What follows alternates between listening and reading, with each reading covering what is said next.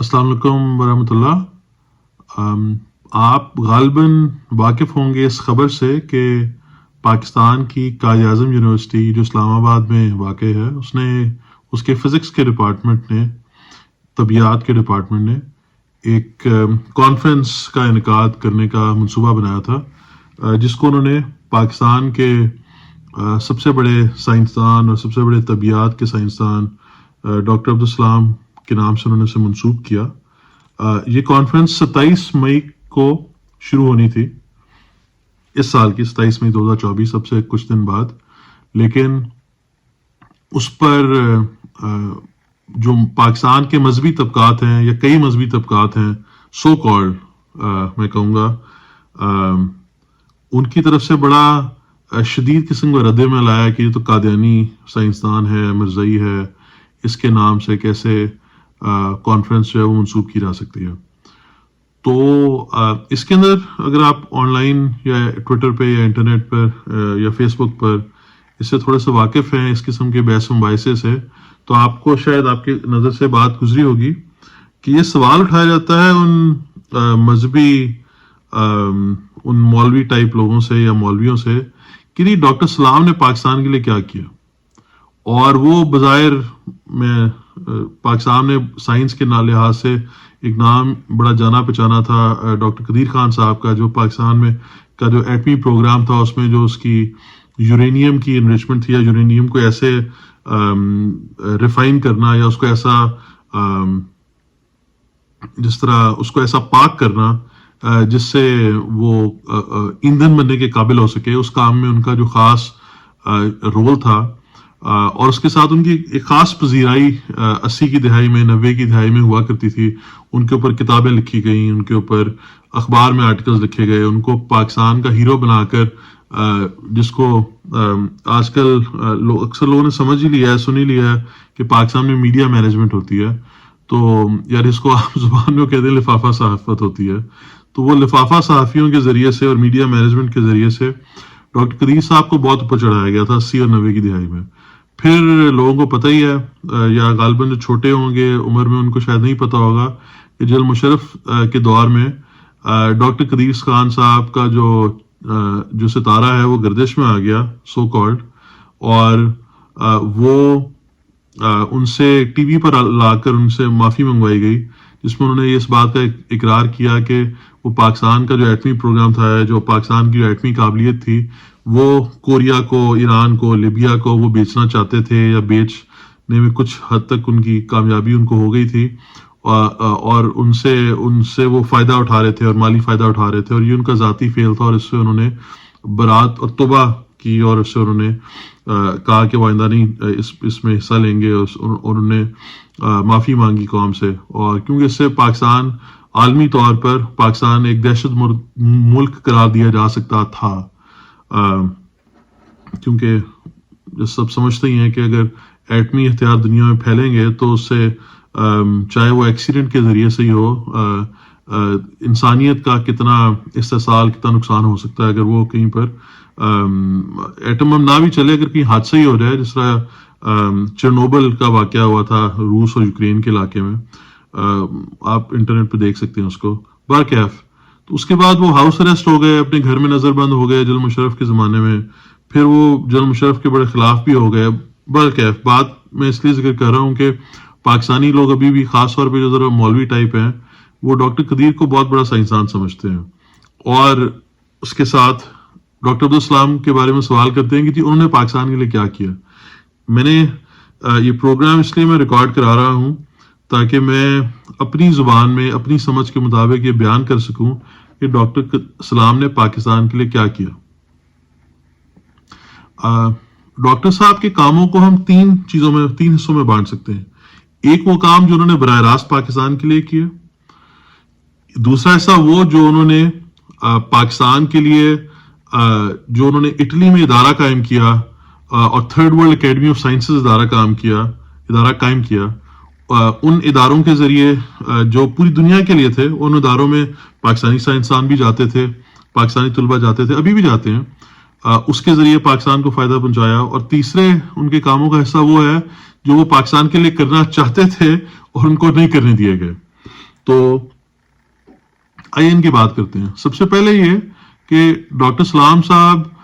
پاکستان میں سائنس کے اور طبیعت کے اور سے جو متعلقہ شعبہ جات ہیں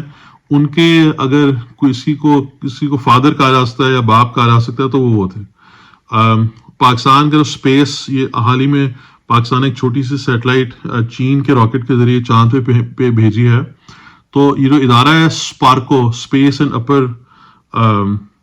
میں اس مخفف سے پورا واقف نہیں ہوں اسپارکو، بلکہ میں دیکھ کے آپ کو بھی بتا دیتا ہوں تاکہ مجھ سے غلطی نہ ہو. اسپارکو سے بنتا ہے Pakistan space and upper atmosphere research commission. تو خلائی تحقیق کا ادارہ، پاکستان کی خلائی تحقیق کا ادارہ، اس کے بانی وہ تھے. اور اس کے ذریعے پاکستان دنیا کا غالباً 6واں یا 7واں ملک بن گیا تھا جس نے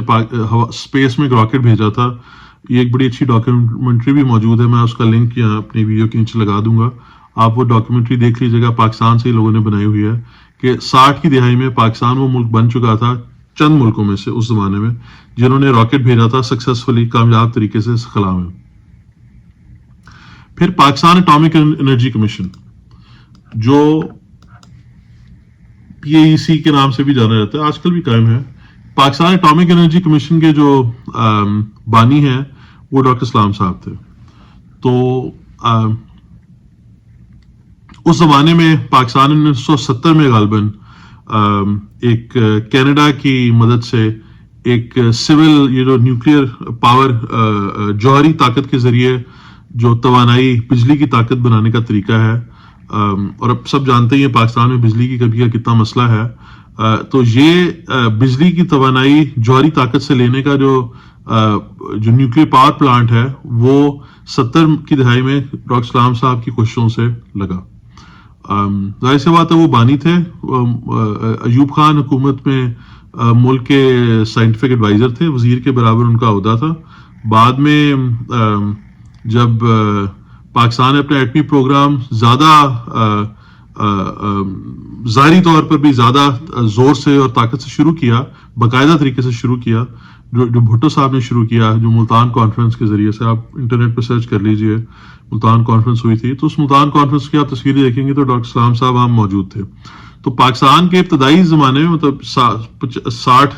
کی دہائی میں اور 70 کی دہائی میں، پاکستان میں سائنس کے جتنے بھی کام ہوئے، سائنس سے متعلقہ، خاص طور پہ طبیعت سے متعلقہ، فزکس سے متعلقہ، اس میں ڈاکٹر صاحب کا ڈائریکٹ، براہ راست یا انڈائریکٹلی ان کا اس کے اندر رول تھا، کوئی نہ کوئی رول تھا، یا ان کا مشورہ یا ان کی سوچ شامل تھی، یا وہ اس پروگرام کے ہی بانی تھے، جس طرح میں نے آپ کو اداروں کے نام لے کے دیا. تو ایک تو سلام صاحب کی پاکستان کے بارے میں یہ خدمات ہے. دوسری ڈاکٹر صاحب کی خدمات یہ ہیں کہ انہوں نے ایک ادارہ قائم کیا جس کو جو آئی سی ٹی پی کے نام سے جانا جاتا ہے اٹلی میں. وہ اصل میں پاکستان میں وہ کرنا چاہتے تھے قائم، اور international centre for theoretical physics. تو پاکستان میں وہ فنڈنگ وغیرہ کی وجہ سے، بجٹ کی وجہ سے، حکومت کی کہ غیر تعاون یا کہہ لیں حکومت کا انٹرسٹ نہیں تھا اس زمانے میں،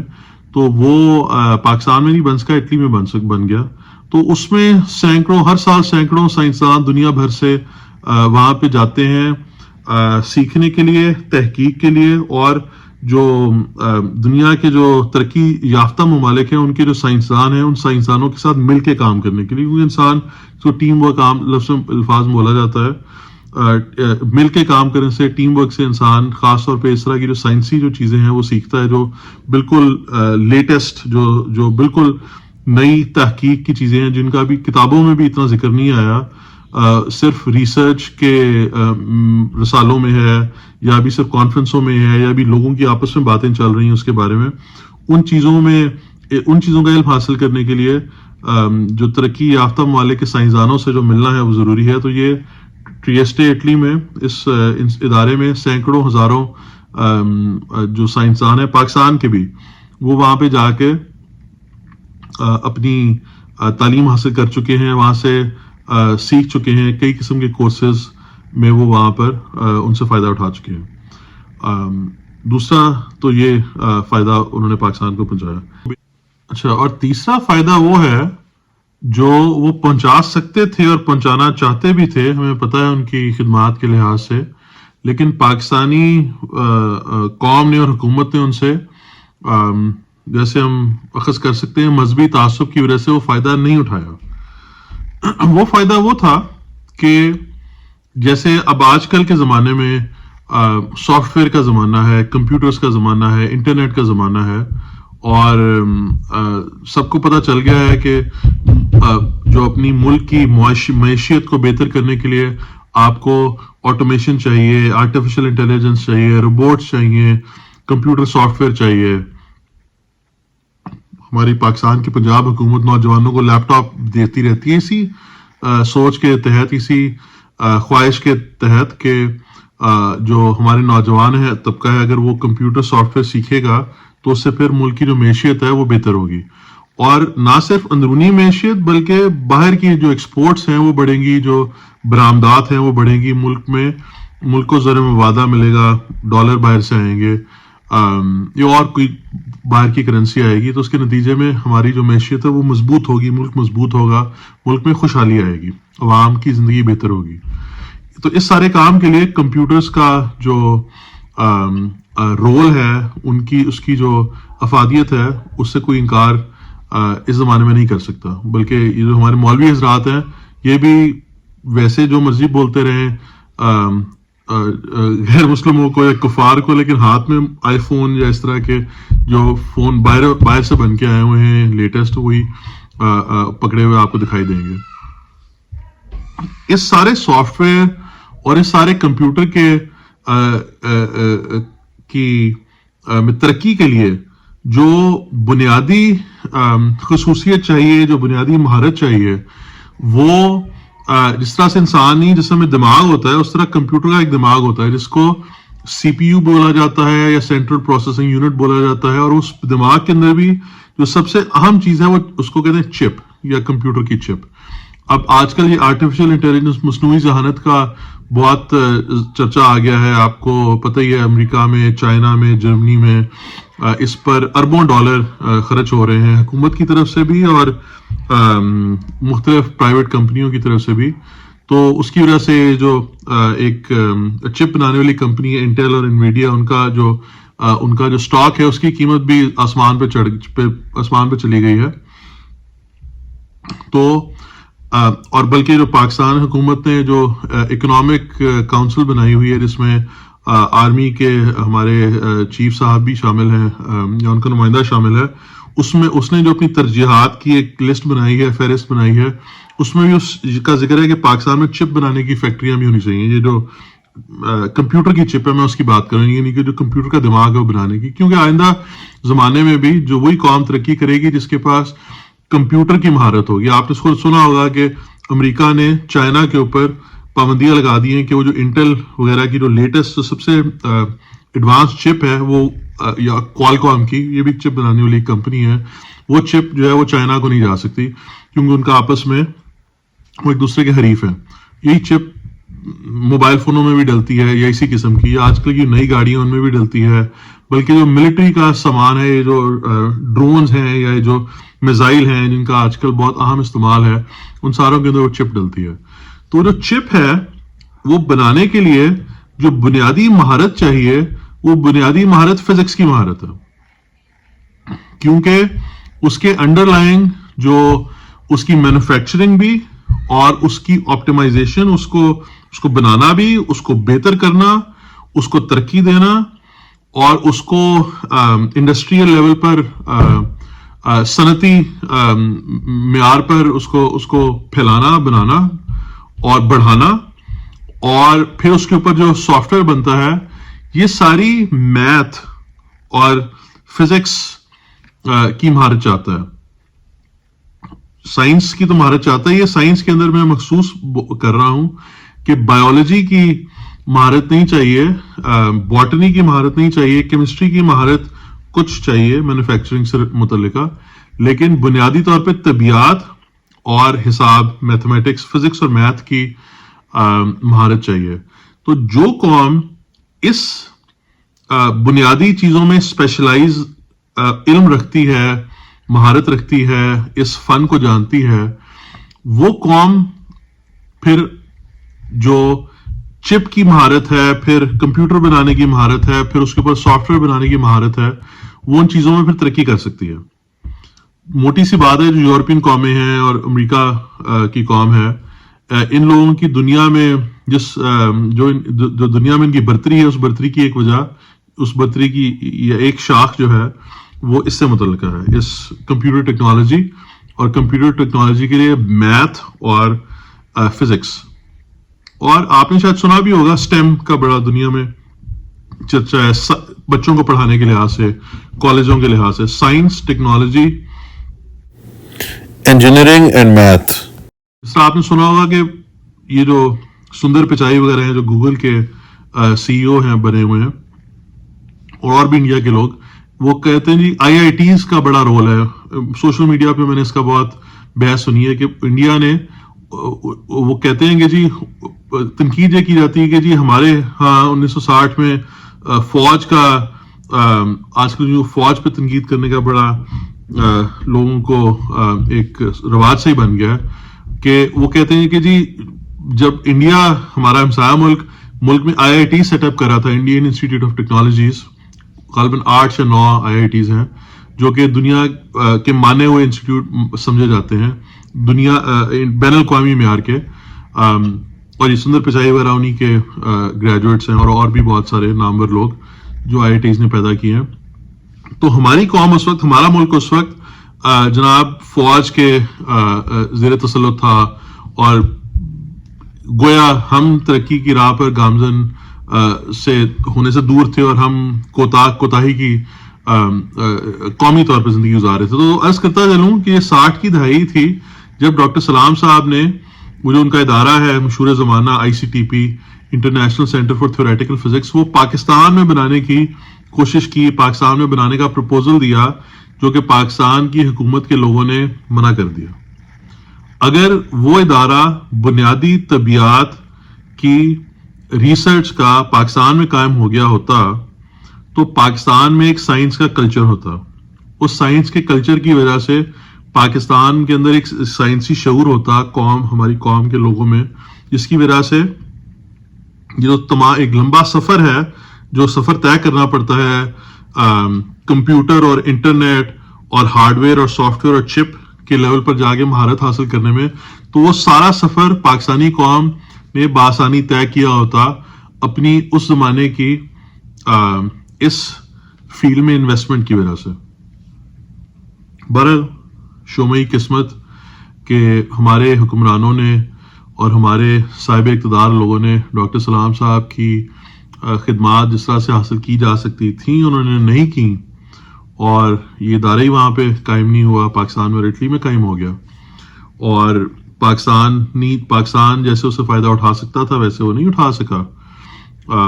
ہمارے ملک کی ڈگر ہی کسی اور طرف چلی گئی. ہم نے ایک خاص شعبے میں, سائنس کا بالکل ایک خاص شعبہ ہے جس کو انجینئرنگ کا شعبہ کہا جانا چاہیے, کہ ایٹم بم بنانا, وہ تو ملک نے بنا لیا, لیکن اس سے سائنس کی ترقی یا ملک میں عام طور پہ انجینئرنگ کی ترقی, یا ملک میں عام طور پہ یہ جو اس سے متعلقہ جو فیلڈز ہیں, جو متعلقہ شعبہ جات ہیں, ان کی ترقی نہیں ہوئی, جس کی وجہ سے آخرکار ہم غریب رہ گئے. آخرکار ہماری درآمدات سے کم ہیں. ہمارے ملک میں تیل کا مہنگائی کا بحران ہے, تیل مہنگا ہے, بجلی مہنگی ہے, بجلی بن نہیں پاتی. مہنگائی جس طرح سے ہے لوگ اچھی طرح سمجھتے ہیں. البتہ اس کے ہونے کی وجہ کیا ہے, اس کی ایک وجہ میں نے یہ بیان کر دی ہے کہ ڈاکٹر سلام صاحب جو عالمی سطح کے مانے ہوئے جانے ہوئے سائنسدان تھے, جتنا فائدہ ان سے اٹھایا جا سکتا تھا وہ فائدہ نہیں اٹھایا, اور اس کے باوجود ڈاکٹر سلام صاحب پاکستان کے محسن تھے. پاکستان کو نے بہت فائدہ اٹھایا, وہ فائدہ پہنچایا انفرادی سطح پر. قومی سطح پر فائدہ جو پہنچا سکتے تھے وہ ہماری قوم نے ان سے فائدہ نہیں اٹھایا, بدقسمتی. آخری بات پیش کرتا چلوں کہ ڈاکٹر صاحب کی جو سائنس کی تھیوری ہے, جس میں انہوں نے الیکٹرو میگنیٹک فورس کو, ویک نیوکلیئر فورس کو, دونوں کو یکجا ثابت کر دیا,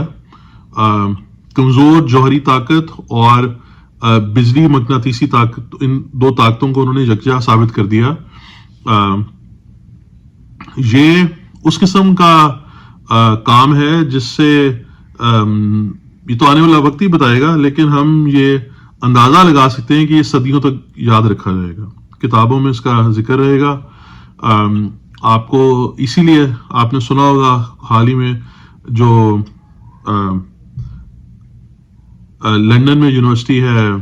امپیریل کالج لنڈن کے نام سے، اس نے اپنی لائبریری ڈاکٹر سلام صاحب کے نام منسوب کی. اگر آپ جاننا چاہتے ہیں کہ دنیا کی کتنی یونیورسٹیوں نے، کتنے ملکوں نے ڈاکٹر صاحب کو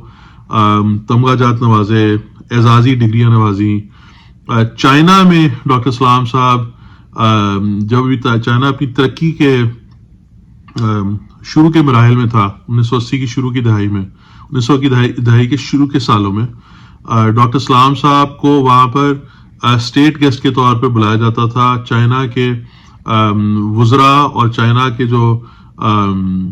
چیئرمین ہیں، جو وہاں کی پارٹی کے چیئرمین بھی ہوتے ہیں، ان کے ساتھ بھی اس لیول پر ڈاکٹر صاحب کی ان کے ساتھ ملاقاتیں تھیں، جس میں وہ ڈاکٹر صاحب سے مشورہ کرتے تھے، سمجھتے تھے، سیکھتے تھے، کہ اور لوگوں سے بھی سیکھتے ہوں گے، کہ اپنے کچھ خیالات بھی ہوں گے، لیکن ڈاکٹر صاحب بھی ایک آدمی تھے جن سے وہ مشورہ لینا ضروری سمجھا کرتے تھے، اس لیے وہ ان کو وہاں بلاتے تھے. یہ باتیں ڈاکیومنٹڈ موجود ہیں، چائنیز سائنسدانوں نے بھی ان باتوں کا ذکر کیا ہوا ہے، انٹرنیٹ موجود ہیں، جو اس میں مزید تحقیق کرنا چاہتا ہے وہ اس کو دیکھ سکتا ہے. ڈاکٹر سلام صاحب کے بارے میں جو فلم آئی نیٹ فلکس پہ بھی موجود ہے، ہوگی، میں نے تو شروع میں نیٹ فلکس پہ دیکھی تھی، اس میں آپ اس کا جائزہ لے سکتے ہیں کہ ڈاکٹر سلام صاحب کی کیا خدمات تھیں. ڈاکٹر صاحب کی جو تمام ان کے جو کام تھے یا تمام ان کی جو خدمات تھیں، میں ان کا احاطہ نہیں کر سکتا. پاکستان میں کم ہی لوگ ہوں گے جو اس بات کا احاطہ کر سکتے ہوں گے یا اس کو سمجھ سکتے ہوں گے یا اس کو بیان کر سکتے ہوں گے. لیکن میں نے عام عوام کے لیے، عام لوگوں کے لیے، عام سمجھ کے لحاظ سے یہ بات بتانے کی کوشش کی ہے کہ ڈاکٹر سلام صاحب کا پاکستان کے لیے ان کے کاموں کا کیا فائدہ تھا. ٹھیک ہے، میں مولویوں نے پاکستان کو کیا فائدہ پہنچایا ہے، مولویانہ سوچ والوں میں کیا فائدہ پہنچایا ہے، یہ آپ خود فیصلہ کر سکتے ہیں. ڈاکٹر سلام صاحب کا وجود پاکستان کے لیے ایک مفید وجود تھا، اور ابھی بھی ایک مفید وجود ہے، کیونکہ ڈاکٹر صاحب کو پاکستان، دنیا کے لوگ پاکستان کو ڈاکٹر صاحب کی وجہ سے جانتے ہیں. شاید آپ کو یہ بھی پتا ہوگا کہ ڈاکٹر سلام صاحب نے ساری عمر پاکستانی شہریت نہیں چھوڑی، پاکستانی پاسپورٹ پہ وہ ہمیشہ دنیا بھر میں سفر کرتے رہے. اس دنیا سے تشریف لے جانے کے بعد انہوں نے پاکستان میں دفن ہونا پسند کیا. پاکستان میں ربوہ میں، جسے حکومت چناب نگر بولتی ہے، وہاں پر ان کی قبر ہے. اگر آپ کبھی جائیں تو اس قبر پر جا کر دعا کر سکتے ہیں. ابھی کے لیے اتنا ہی، انشاءاللہ تعالیٰ پھر آپ سے ملاقات ہوگی. السلام علیکم ورحمۃ اللہ.